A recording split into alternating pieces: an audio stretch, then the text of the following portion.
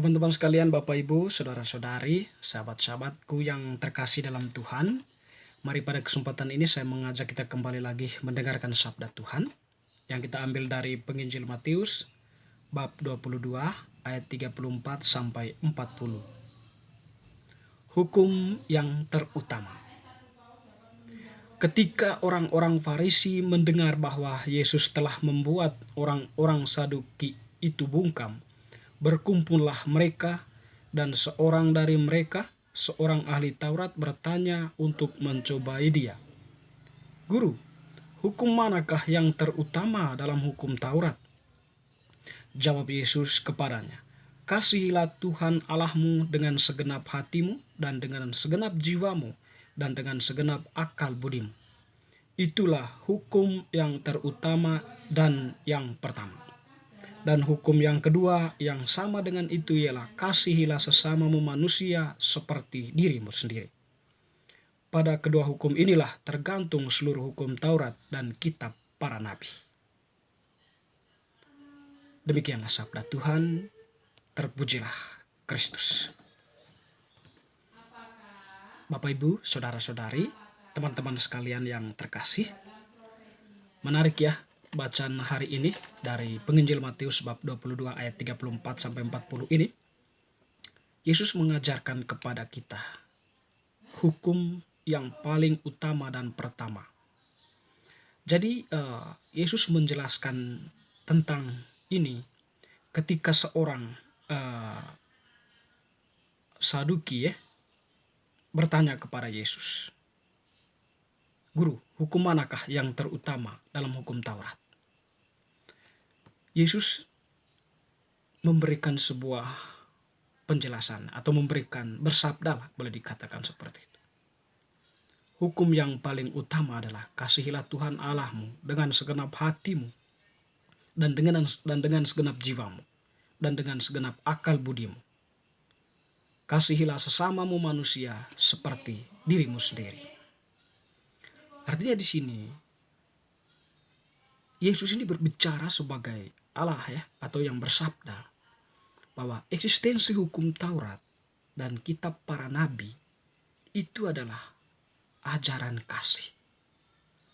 Atau hukum Taurat, kitab-kitab para nabi, tidak pernah dia berbicara tentang syarat-syarat manusia atau syarat-syarat yang dibuat oleh manusia, apalagi oleh tokoh-tokoh agama yang ingin mencari keuntungan dari hal tersebut. Yesus di sini menegaskan bahwa kasih itulah yang paling utama dan pertama dari hukum Taurat dan tentunya seluruh kitab para nabi. Tidak ada yang berbicara tentang pembunuhan, tidak ada yang mengajarkan tentang tindakan-tindakan amoral lainnya, tetapi semuanya itu berpuncak pada suatu hal pertama dan utama, yaitu adalah kasih. Hukum Taurat itu adalah kitab yang diajarkan kepada umat Israel untuk setidaknya itu atau berorientasi pada kasih atau menggerakkan manusia, orang-orang Israel itu untuk mengasihi Allah dengan segenap jiwa, dengan segenap akal budinya.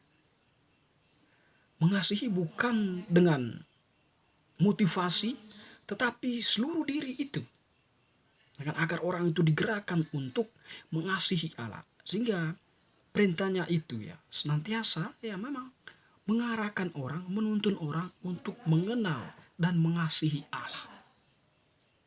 Dan juga pancaran luar dari mengasihi Allah itu atau konsekuensi dari mengasihi Allah itu adalah mengasihi sesama. Nah, setidaknya disinilah jawaban Yesus atas pertanyaan orang-orang Saduki atau orang-orang yang berusaha untuk mencobai Yesus. Sehingga di sini teman-teman, saudara-saudariku terkasih, bagaimanapun jawaban Yesus ini mengkritik orang-orang itu, di mana mereka itu boleh dibilang mengenal hukum Taurat, bahkan dikatakan ahli, ya, bahkan dikatakan pemegang warisan hukum adat istiadat itu, ya.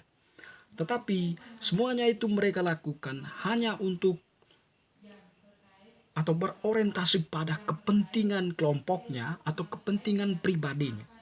Dengan demikian di situ hakikat kasih dari hukum itu, hukum Taurat itu maupun kitab para nabi yang mereka kuasai itu semacam buram tersembunyi di balik kitab itu sendiri, tidak terpancar keluar. Sehingga di sini kita melihat atau kita bisa saksikan bahwa cara hidup mereka, cara hidup mereka maupun ya boleh ya mungkin seperti ini, mungkin cara hidup umat juga tidak menampilkan sepenuhnya tentang landasan hidup mereka pada hukum Taurat itu, ya, atau kitab para nabi itu, ya, sehingga bagi Tuhan, ya, Tuhan itu selalu mempersalahkan, mengkritik mereka, ya, karena mereka yang mengajarkan itu, ya, kepada umat. Mereka yang menyampaikan, menunjukkan diri, ya, seperti orang munafik, ya, sehingga pancarannya terhadap umat itu kurang mengena, sehingga umat pun bimbang ragu ajaran mana yang sebenarnya yang mereka pakai, ya, karena ada banyak syarat yang mereka lakukan, yang mereka sampaikan kepada umat. Ada banyak hal, batasan-batasan yang mereka perbuat, yang mereka katakan, mereka sampaikan, sehingga umat dalam hal ini orang Israel, ya, mungkin orang Israel dalam hal ini orang-orang yang mendengarkan kesaksian mereka, ajaran mereka, ya, semacam ruang gerak mereka terbatasi oleh hukum itu yang dibuat oleh mereka sendiri, yang dibuat oleh orang-orang yang dikatakan ahli tadi itu. Jadi umat itu semacam tertekan, ya, dengan syarat yang mereka buat, dengan apapun yang mereka lakukan, ya, semuanya tentu tadi itu berorientasi pada kepentingan mereka. Nah, ketika Yesus mengatakan hukum yang paling utama adalah mengasihi Allah dengan segenap hati dan dengan segenap jiwa dan mengasihi sesama, ya, mereka tidak bisa berkutik lagi. Ya, mereka kembali ke dalam diri, ya, seolah-olah menusuk diri mereka, ya. Mereka tidak menunjukkan hal itu karena mereka, ya, berbuat, ya, hanya untuk kepentingan mereka. Tidak mampu lagi mereka melawan Yesus. Ya, di sini teman-teman saudara-saudari, yang perlu kita refleksikan mungkin berkaitan dengan Yesus sebagai Allah, sabda Allah yang menjelma menjadi manusia. Itu Allah yang menjelma menjadi manusia di dalam rahim Maria. Itu Allah yang berbicara kepada dunia, Allah yang berbicara kepada manusia. Ketika Tuhan menekankan hukum kasih yang pertama, yang utama dan pertama, itu artinya bahwa Tuhan, ya, dalam seluruh bingkai rencana keselamatan yang dia lakukan, atau Tuhan menghendaki agar manusia itu mengarahkan manusia itu untuk mengasihi Allahnya, mengasihi sesamanya. Jadi hukum kasih itu menjadi bagian penting dari seluruh kitab suci. Karena memang kita paham nih di sini, ya, Allah, hakikat Allah itu adalah kasih. Allah berbelas kasih datang ke dalam dunia ini menyelamatkan manusia dari dosa. Ketika dia ada di dunia ini, dia berbelas kasih kepada setiap orang yang menderita, yang kehilangan domba, berbelas kasih kepada orang yang sakit, kerasukan, orang yang mengalami kelaparan, penderitaan, dan sebagainya. Yang ditunjukkan Allah, yang dikedepankan Allah di situ adalah kasih. Sehingga dia berbicara, ketika dia berbicara tentang pertanyaan itu, pertanyaan orang Saduki tadi, Tuhan langsung menyampaikan kasih yang paling utama dan pertama, bukan yang lain-lain. Teman-teman saudara-saudara, ya, kita mempunyai kitab suci, Alkitab. Ya, jadi Alkitab yang kita pegang itu adalah pada intinya itu adalah ajaran kasih, boleh dikatakan seperti itu, ya. Semuanya itu berbicara tentang kasih, mengajarkan kasih kepada kita. Dan setidaknya kitab suci itu harus direnungkan dengan baik, harus dipelajari dengan baik. Paling tidak kita mendengarkan khotbah para pastor, bapak uskup, katekis yang mempunyai kemampuan dalam bidang itu, ketua lingkungan dan sebagainya, ya, yang berusaha untuk menggali dan menyampaikan pesan untuk kita. Tidak ada pesan yang menyimpang dari kasih. Semua pesannya itu adalah tentang kasih. Karena itu kita diharapkan untuk senantiasa menghayati ini, merefleksikan, merenungkan ini. Kitab suci itu senantiasa mengajarkan kasih. Tak ada yang tidak mengajarkan tentang kasih. Mari Bapak Ibu Saudara-saudariku yang terkasih, kita menghayati kasih kita kepada Tuhan dengan sepenuh hati dan dengan segenap akal budi kita. Dan juga menunjukkan kasih itu dalam relasi kita sehari-hari dengan sesama kita. Amin.